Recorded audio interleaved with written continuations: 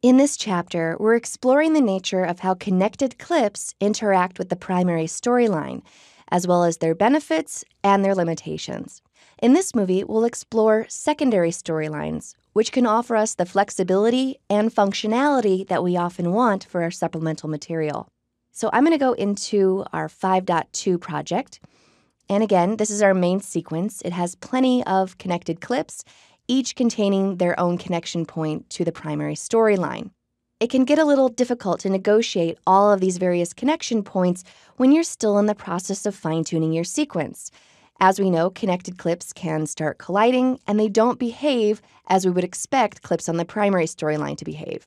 So often editors will streamline their editing workflow by consolidating connected clips when it makes sense. So perhaps when you've added several connected clips together, and you're relatively certain that they are generally in the right place, you may want to go ahead and convert those clips to a secondary storyline. And when you do this, all of the basic editing functionality of clips on the primary storyline return. Let's take a look at how to do this. So you can convert all of your connected clips to a secondary storyline, or you can do it in groups. So I'll just go ahead and group these 4 together, and you just select them, then right-click and choose Create Storyline, or remember the keyboard shortcut Command-G. So if you press Command-G, you can see that now I have this gray bar above these clips, and now it's a secondary storyline.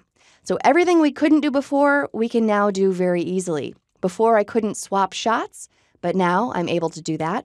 Before I couldn't nudge shots, but in a secondary storyline I can, just using my comma and my period keys.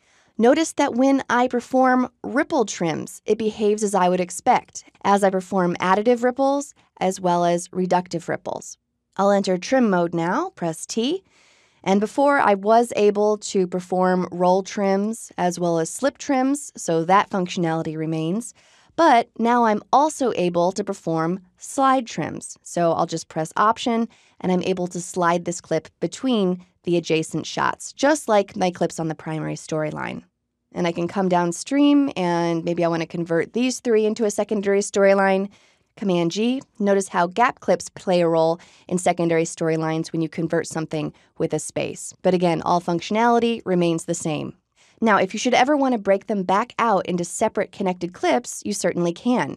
Just select the storyline, as I have here, and then come up to Clip and Break Apart Clip Items, or Shift-Command-G. So Command-G brings them together, and Shift-Command-G breaks them apart. But by and large, you're going to be working the other way most of the time, converting your connected clips to a storyline so that you add back in your basic editing functionality. Not only that, but take a look. I only have 1 connection point here instead of 3. So if I break those back apart, Shift-Command-G, I have 3 separate connection points. The moment I convert them into their own storyline, Command-G, now I just have 1 connection point. So now all of those clips are joined in one place instead of multiple.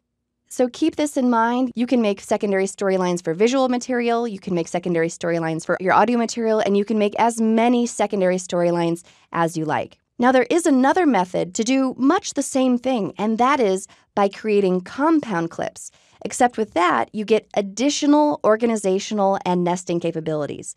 And we'll learn how to do that in the first movie of Chapter 7, so stay tuned for that. For now, though, embrace secondary storylines because they really are useful in consolidating the material in your timeline.